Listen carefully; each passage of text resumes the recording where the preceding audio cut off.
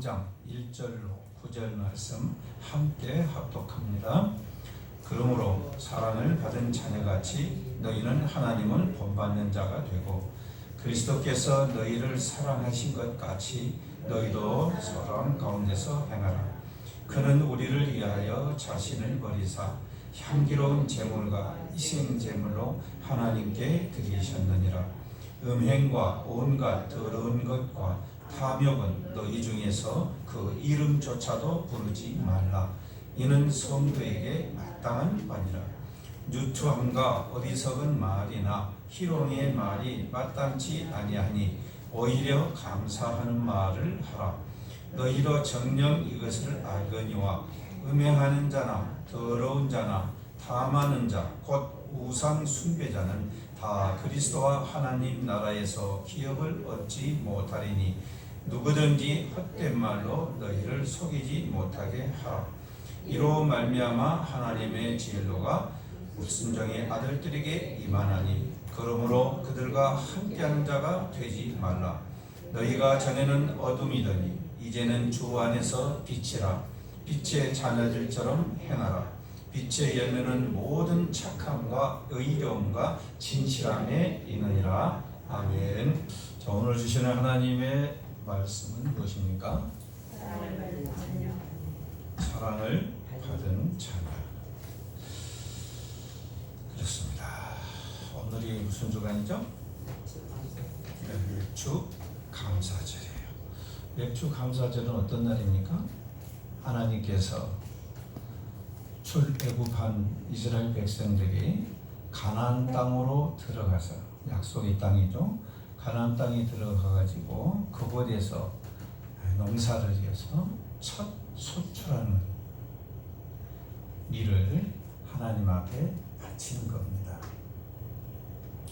자, 이 말은 무슨 말일까요? 하나님께서 이스라엘 백성들을 구원하여 주신 그 주체라는 사실을 잊지 말라는 것이죠.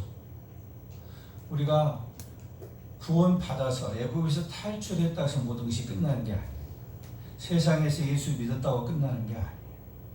가나안 땅으로, 하나님의 약속하신 가나안 땅, 이 세상으로 말하면 신앙생활이에요. 신앙생활을 하게 한, 그 신앙생활을 하게 한, 그 신앙생활을 할 때 하나님을 잊지 말라는 겁니다. 바로 오늘이 그러한 날입니다.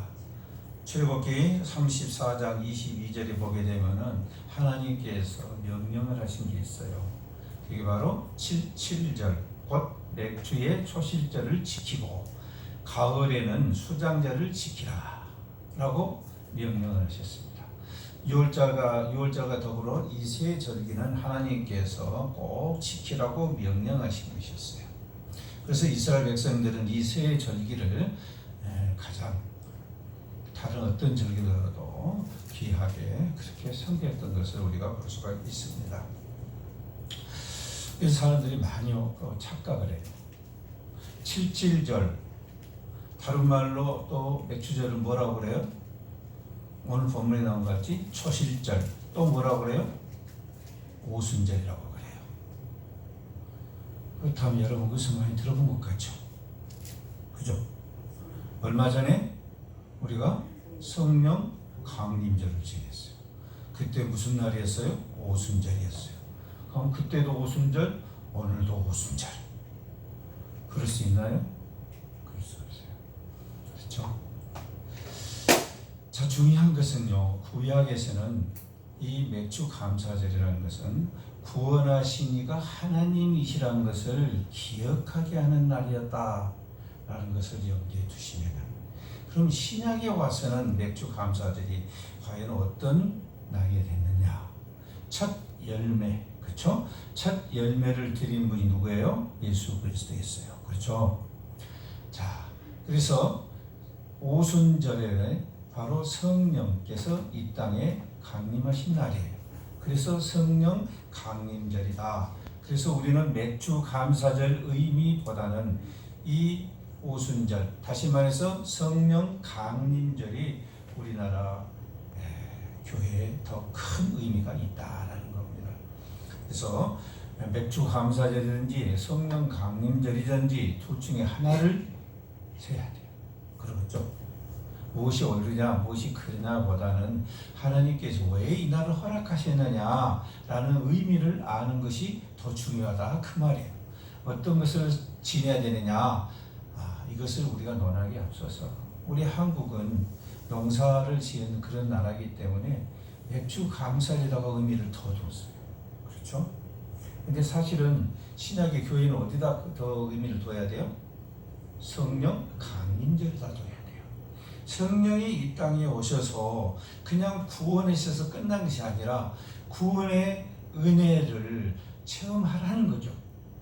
신앙생활을 통해서 성령 하나님의 능력을 체험하라는 거예요. 그리고 어떻게 하는 겁니까? 하나님 잊지 말라는 거예요.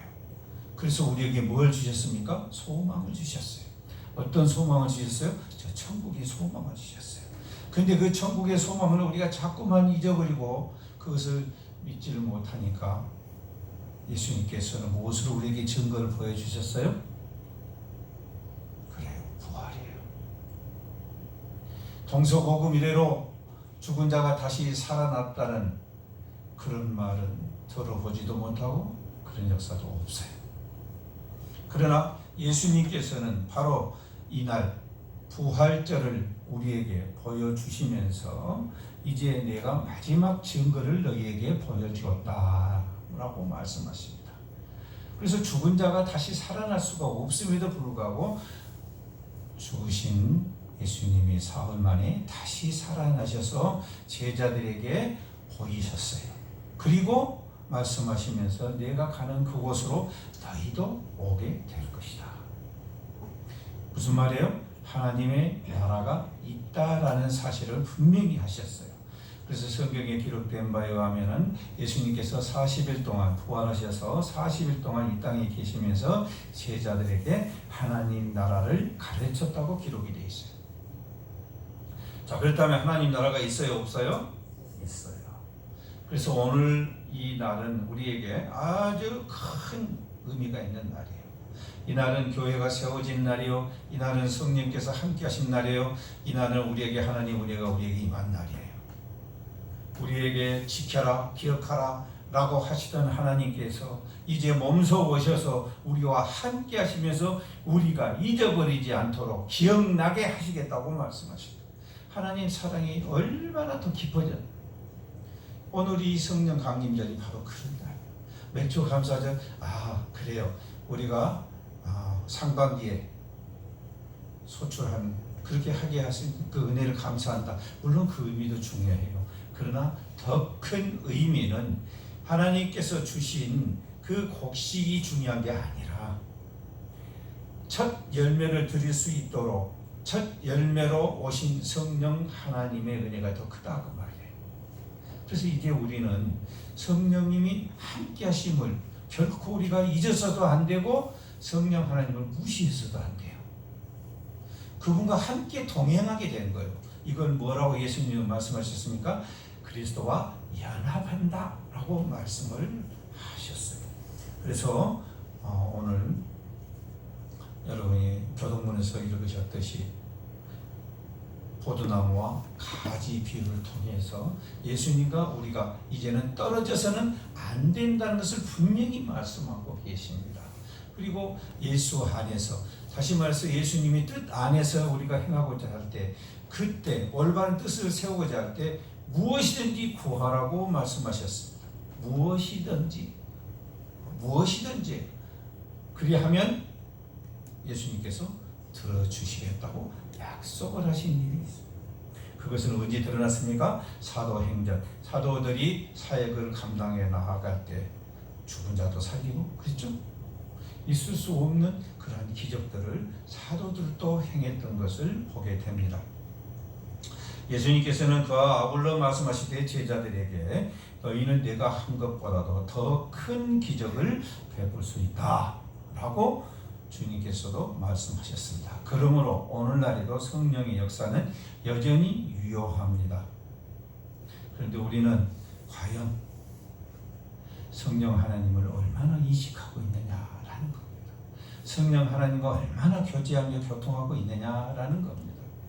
혹시나 여러분들의 열심으로 밭에 나가서 일을 하고 땀 흘려 일했던 것처럼 신앙생활도 그렇게 열심히 땀 흘려서 지켜나가려고 한 그거에 대해서 얻으려고 했지는 않는가라는 것을 이 시간 돌아봐야 돼요. 이제는 하나님이 하시겠다고 하셨어요. 구약에는 우리에게 하라고 하셨지만 이제 신약에서는 하나님이 하신다고 말씀하시고 계십니다. 이 사실을 믿느냐는 거죠. 여러분 믿습니까? 믿습니까? 아멘. 이것을 믿는 자만이 예수 그리스도의 제자예요. 자, 오늘 본문의 말씀은 뭡니까? 사랑을 받은 자녀예요. 사랑을 받은 자녀들은 어떻게 살아가야 하느냐, 어떤 신앙생활을 해야 하느냐라는 것이 오늘 본문의 핵심입니다. 자, 그렇다면은 주님께서 뭐라고 말씀하고 계십니까? 자, 5장 2절 보세요. 그는 우리를 위하여 자신을 버리사 향기로운 제물과 희생 제물로 하나님께 드리셨느니라 라고 말씀하셨어요. 예수님은 신앙생활, 그렇죠? 공생애 동안에 하신 일이 뭐였어요? 자기 자신을 향기로운 제물로 하나님 앞에 드리는 거였어요. 희생 제물로 하나님 앞에 드린 거였어요. 그래서 실제로 우리가 기록된 복음서를 보게 되면 예수님께서는 새벽 미명에 다들 혼이 잠자는 시간에 일어나셔서 기도하시는 모습을 보여주셨어요. 그리고 하루 종일 사역을 하시고 밤이 되어서 다 피곤해서 모든 사람들 제자들이 다 잠을 잘 때도 그때도 예수님께서는 밤이 늦도록 이슬 맞도록 기도하셨던 장면을 우리는 성경에서 예수님이 얼마나 피곤하셨으면 풍랑치는 배후에서 주무시겠어요. 혼이 주무셨어요. 예수님께서는 십자가의 죽으심으로까지 제물로 드리면서 우리에게 본을 보이셨어요. 왜요? 그것이 바로 우리가 가야 할 길이기 때문이에요. 우리 믿는 자들이 따라야 해요. 여러분 희생이 쉽습니까? 예수님이 하신 거니까 쉬운 거예요?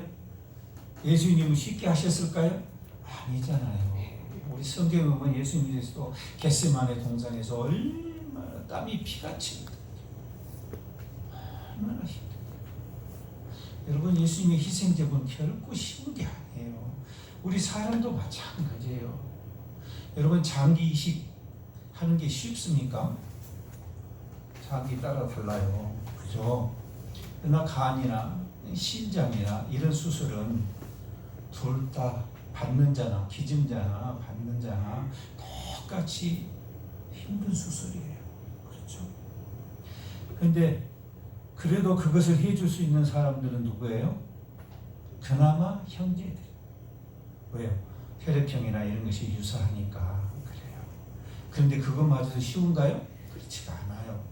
본인이 아무리 해주려고 해도 배우자가 반대하면 할 수 있어요? 없어요? 못하는 거예요. 이게 이해가 얽혀버린 거예요. 형제로서 끝나는 문제가 아니야.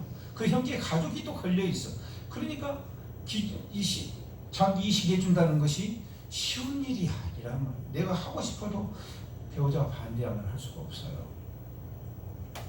그런데 여러분 한 가지 물어볼게요. 심장 기증하실 분, 심장 기증하실 분, 심장이 아니고 심장 콩닥콩닥 하트. 자기 자녀라도 심장 기증할 수 있어요 없어요? 있어요 없어요? 여러분 자녀 사랑 안 해요? 자녀가 신장이라도 죽게 생겼다 하면 제가 아는 사모님도 신장 하나 띄어서 자녀 죽었어. 근데 자녀가 이제 다 나선 걸로 생각하고 와 그냥 환불하고 그게 또 고장 났어. 그런데 하나밖에 안 남았는데 그거 줄 수 있어요 없어요? 그렇죠. 왜 못 줘? 그거 주면은 이제 자기가 죽는 거야. 그죠? 심장을 왜 못 줘?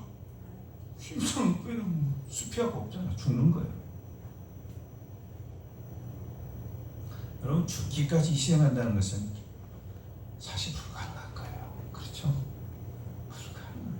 우리가 죽어가면서 장기를 이식하겠다고 제공하겠다고 그렇게 죽은 다음에 한다는 것은 이해되지만 멀쩡하게 살아있는 사람이 자기 아들 살려고 내 심장 뜯어가시오 이런 그게 가능하겠냔 말이에요.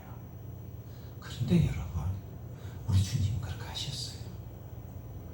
저와 여러분을 위해서 하나밖에 없는 심장을 우리에게 주신 거예요. 여러분 예수님께서 우리에게 베푸신 사랑은 그냥 말로 하는 그런 사랑이 아니에요.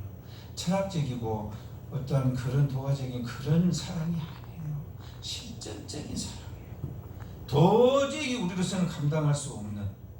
그래서 5장 2절을 보세요. 그리스도께서 너희를 사랑하신 것 같이 모든 것을 다 주신 주님. 그렇게 너희도 사랑하라는 거예요. 여러분 이것은 선택이 아니라 필수예요. 필수예요. 너희도 사랑 가운데서 행하라 그랬어요. 형제에서 죽으라는 소리가 아니고 죽기까지 그렇게 사랑하라는 거예요. 요한복음 15장 13절에서 말씀합니다. 사람이 친구를 위하여 자기 목숨을 버리면 이보다 더 큰 사랑이 없나니 예수님께서 말씀하신 거예요. 가장 큰 사랑은 자기 친구를 위해서 자기 목숨을 버리는 거예요. 여러분 이것은 지금 장기식 말하는 게 아니에요. 이 당시에 그쵸? 신앙이 핍박을 받을 때 친구를 위하는 것은 뭐예요? 친구를 보호하는 거죠. 친구를 보호하다가 잘못해서 자기가 목숨 잃은 한이 있다 할지라도 그 친구를 보호해 주는 것을 말해요. 다시 말해서 믿음에 대한 희생을 말해요. 그렇게 하는 사람이 가장 큰 사랑을 가진 사람이다 라는 겁니다. 여러분 하나님의 사랑을 받은 자녀는요 하나님을 닮아야 돼요. 5장 1절에 보세요. 너희는 하나님을 본받는 자가 되고 그랬어요. 본받는 자가 된다는 말은 무슨 말입니까? 하나님을 닮아간다는 뜻이에요. 하나님의 은혜를 잊지 않고 항상 생각한다는 뜻이에요. 우리가 사랑을 받은 자녀라면 당연히 우리가 하나님으로부터 사랑을 받고 있다는 데 믿음이 있어야 돼요. 그리고 그 은혜를 잊어버려서는 안 돼요. 여러분 보세요. 잠깐 제가 말씀드렸지만 그 엄마가 아들에게 장기를 콩팥을 하나 주는 것은 이제 잘못되면 자기가 잘못되면 자기는 죽는 거예요. 그죠? 하나밖에 안 남았으니까요. 근데 그렇게 해서 장기를 준 장기를 자녀가 받았으면 어떻게 해야 돼요? 더 아끼고 더 성실하게 살아야 되겠죠. 그것이 바로 어머니의 사랑을 받은 자 자녀로서 당연한 것 아니겠어요? 근데 그냥 함부로 살아갖고 다시 망가뜨려버렸어요. 그래가지고 투석인가 그걸 하지 않으면 지금 살 수가 없어요. 이 지경이에요. 여러분 그럼 되겠어요? 안 되겠어요? 그런데 우리가 그런 신앙생활을 하면 되겠어요? 안 되겠어요? 주님은 우리를 위해서 모든 걸 심장까지 다 주셨는데 그렇게 해서 다시 살아나는 우리가 우리 마음대로 나태하게 살면 되겠냐는 거예요. 여러분 사랑을 받은 자녀는요 하나님의 은혜를 잊어버려서는 안 돼요. 8절 말씀 보십시오. 너희가 전에는 어둠이더니 이제는 주 안에서 빛이라 빛의 전점 행하라고 그럽니다.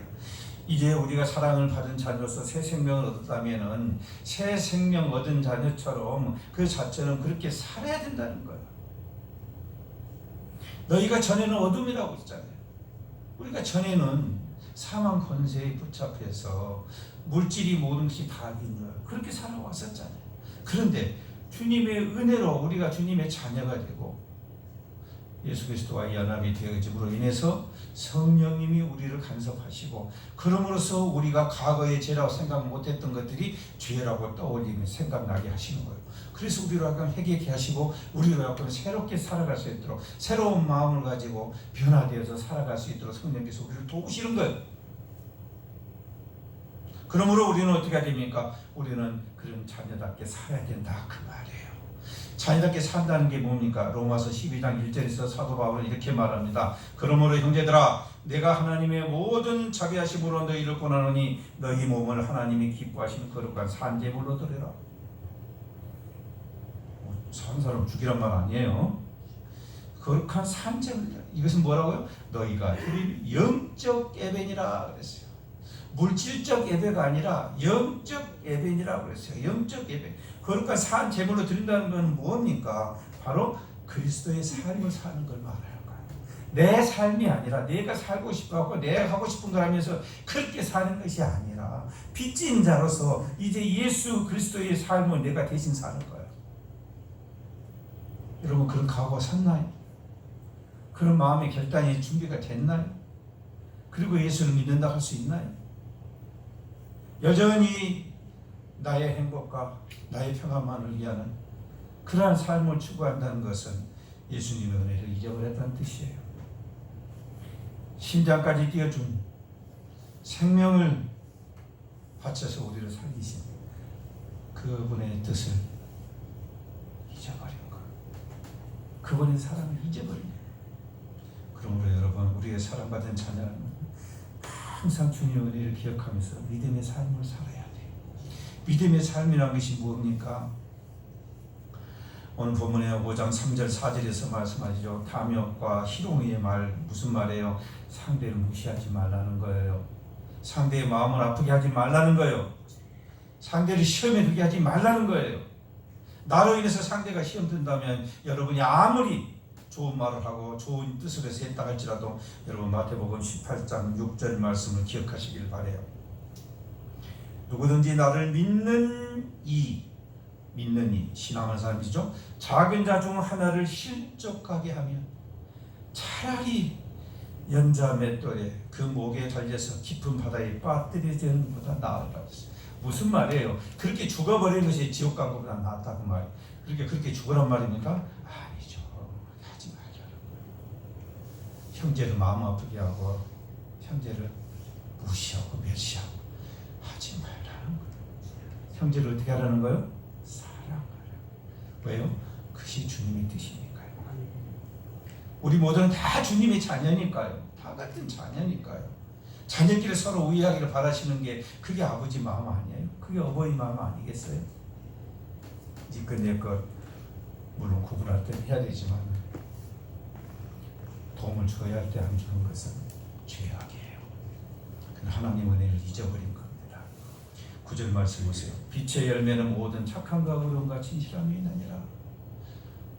여러분 결국은 우리가 빛의 열매를 많이 맺어야 우리가 사랑받은 자녀예요.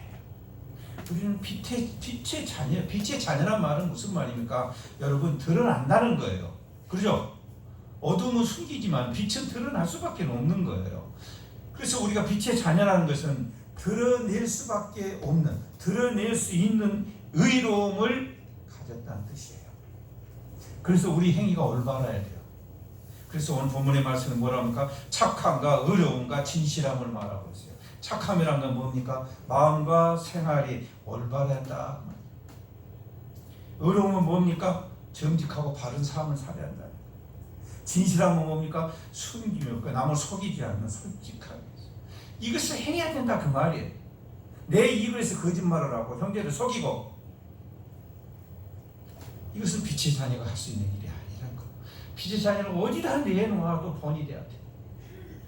어디다 내놔야 돼. 어떠한 입장에서 따지거든. 여러분 도마 같은 믿음이 돼서는 안 됩니다. 물론 도마 사도도 나중에는 이 모든 것을 다 뛰어넘어서 훌륭한 믿음 사람이 됐지만 우리 모두는 도마 같은 과정을 겪어갈 수밖에 없어요. 그러나 우리가 빨리 이 과정을 지나가야 돼요. 우리 모두는 필히 이 과정을 지나갈 수밖에 없어요. 요한복음 11장 16절에 보면은 디도모라고도 하는 도마가 다른 제자들에게 말하되 우리도 주와 함께 죽으러 가자. 무슨 말이에요? 죽은 나사로를 살리러 가자고 예수님이 이제 가자 그러니까 도마가 뻘떡이 나서 상단소리가 자 죽으러 가자. 무슨 말이에요? 예수님과 함께 그 자리에 가서 만약에 잘못되면 이제 죽을 수도 있다는 거예요. 아주 비장한 각오를 하고 이제 사실은 뭡니까? 예수님에 대한 믿음이 부족하다. 그러니까 내가 걱정할 거야. 일어날 일을 걱정할 거야. 요한복음 20장 25절에 보세요. 내가 그의 손이 못자국을 보며 내 손가락을 그 못자국에 넣으며 내 손을 옆구리에 넣어보지 않고는 믿지 아니하겠노라. 뭔 말이에요? 내가 예수님은 사실 부활하신 예수님은 직접 만져보고 보지 않고서는 믿지 못하겠다. 여러분, 이런 도마가 오늘날 우리 성도들의 마음에 함께 있었어요. 내가 무언가를 예수님에서 결정적인 뭔가 체험이 있어야만이 내가 믿지, 계신지 안 계신지 모르고 내 인생에 큰 무슨 축복받는 큰 변화도 없고 그러는데 어떻게 믿을 수가 있겠냐.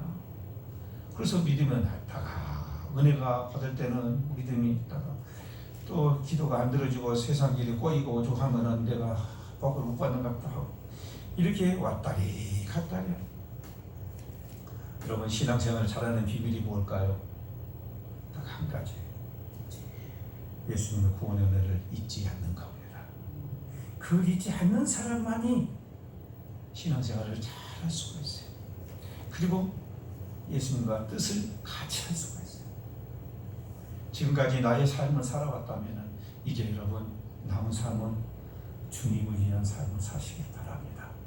그것이 정말로 여러분 자신을 위한 길이에요. 진정으로 여러분을 위한 길은 주님의 대로 사는 겁니다.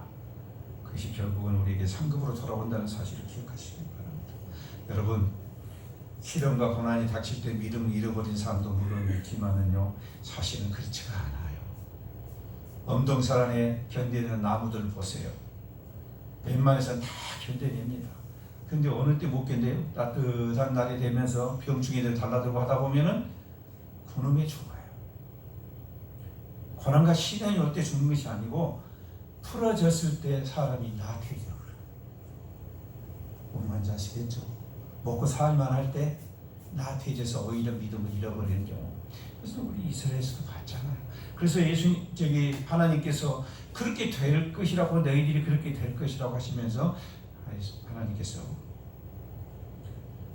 하나님이 구원하신 하나님이라는 것을 그 은혜를 잊지 말라고 말씀을 하셨지 않습니까?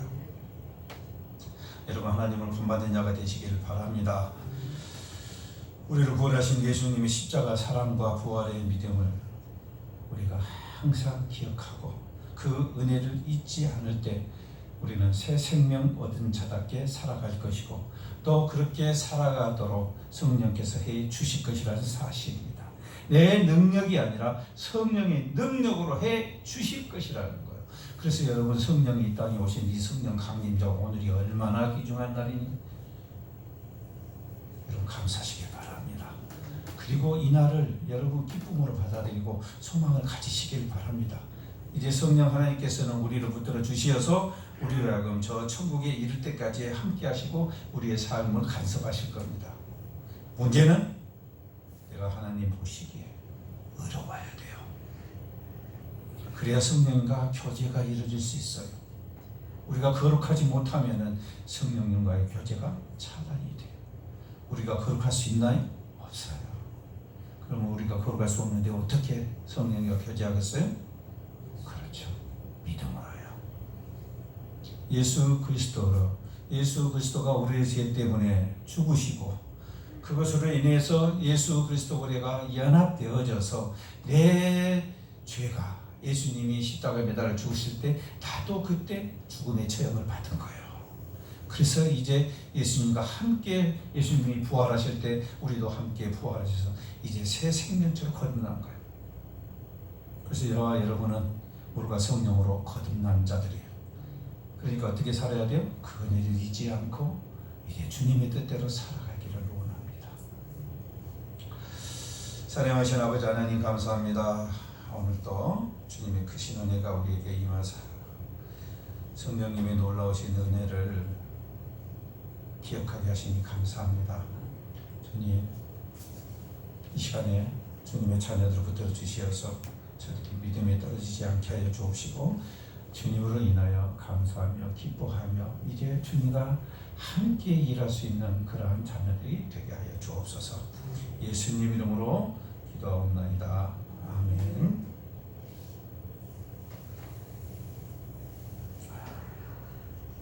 이어서 성찬식을 거행하도록 하겠습니다.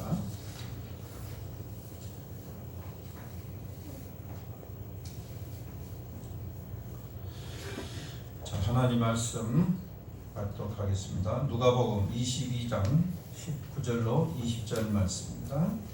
누가복음 22장 19절로 20절 말씀.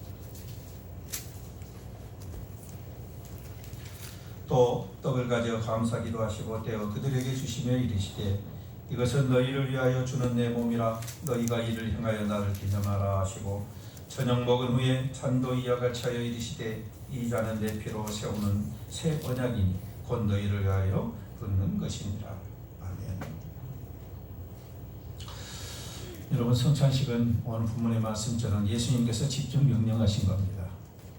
바로 이 성찬식은 예수님과 우리가 연합되어졌다는 그 내 마음에 확신을 시켜주는 그러한 예식이에요. 그와 동시에 하나님의 은혜가 더욱더 강력에 임하는 그러한 시간입니다. 그래서 우리 기독교에서 예배와 더불어서 가장 소중하게 여기는 셋 중에 하나가 바로 성례식입니다. 그래서 오늘 이 성례식을 우리가 거룩한 마음으로 임해야 될 줄로 믿습니다. 그래서 아직 세례를 받지 못한 사람은 이 성찬식에 참여는 하지만은 떡과 포도주는 마실 수가 없습니다. 그 점을 이해해 주시고 오늘 성찬식에 참여하셔서 여러분이 이 성찬식에 참여하고 있어서 새로운 각오와 그 결단의 다짐이 있기를 바랍니다. 다 같이 찬송가 229장 올리도록 하겠습니다.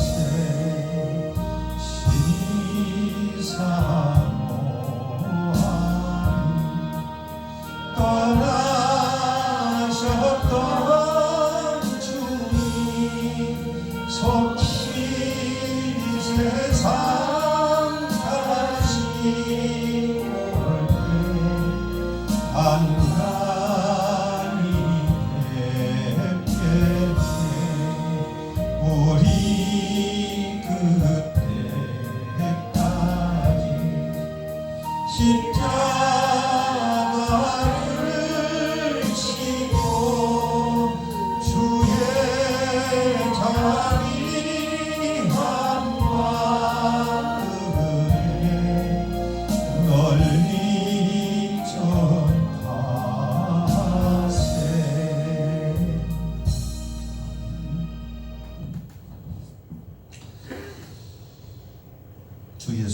주님께서 잡히시는 날 밤 떡을 가지고 축사하시고 떼어주셨습니다. 나도 지금 주님의 이름으로 십자가에 달리신 주님의 몸을 기념하며 이 떡을 나눕니다. 다 같이 기도합니다. 하나님 우리 아버지여, 주께서 말씀하시기를 이것은 나의 몸이라 너희를 위하여 준 것이니 너희는 이것을 행하여 나를 기념하라고 하셨습니다. 사랑하는 아버지 하나님, 세우신 뜻에 의지하여 주의 성찬상을 베풀고 떡을 나누고자 하오니 이 떡이 신령한 영생의 떡이 되게 하여 주시옵소서. 예수님 이름으로 기도합니다. 아멘.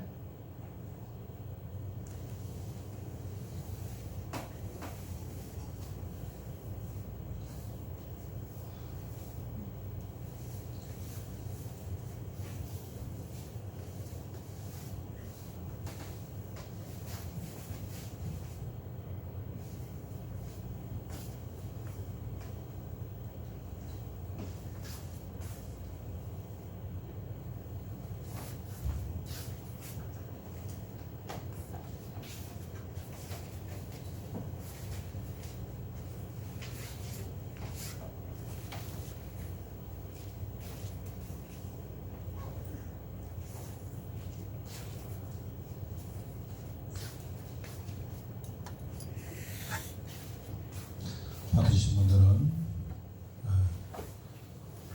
주님을 기념하시길 바랍니다. 주님과 연합되어지는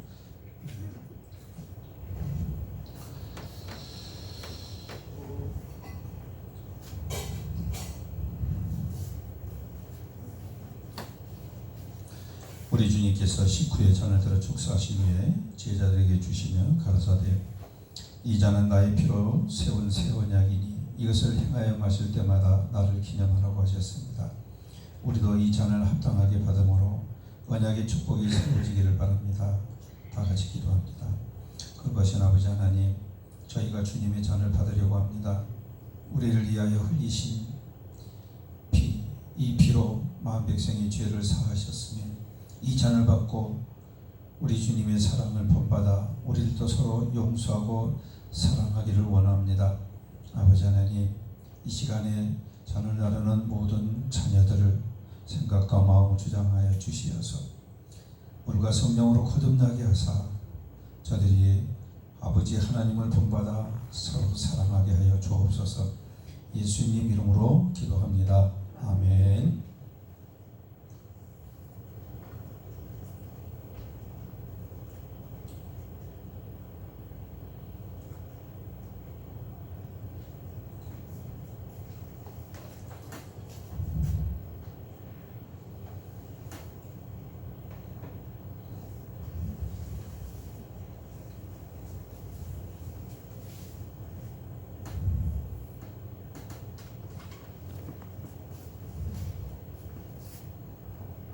내가 너희에게 전한 것은 주께 받은 것이니 곧 주 예수께서 잡히시던 밤에 떡을 가지사 축사하시고 떼어 이르시되 이것은 너희를 위하는 내 몸이니 이것을 행하여 나를 기념하라 하시고 식후에 또한 그와 같이 잔을 가지시고 이르시되 이 잔은 내 피로 세운 새 언약이니 이것을 행하여 마실 때마다 나를 기념하라 하셨으니 너희가 이 떡을 먹으며 이 잔을 마실 때마다 주의 죽으심을 그가 오실 때까지 전하는 것이니라.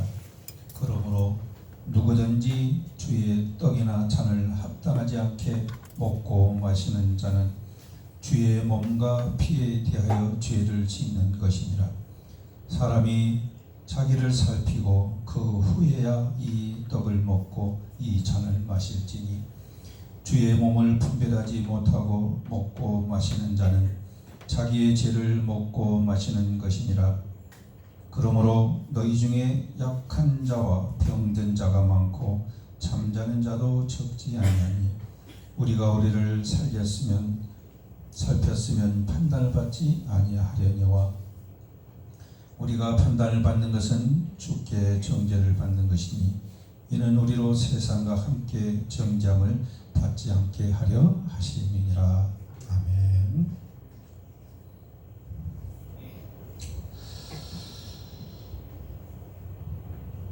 거룩하신 아버지 하나님, 아버지 하나님의 그 크신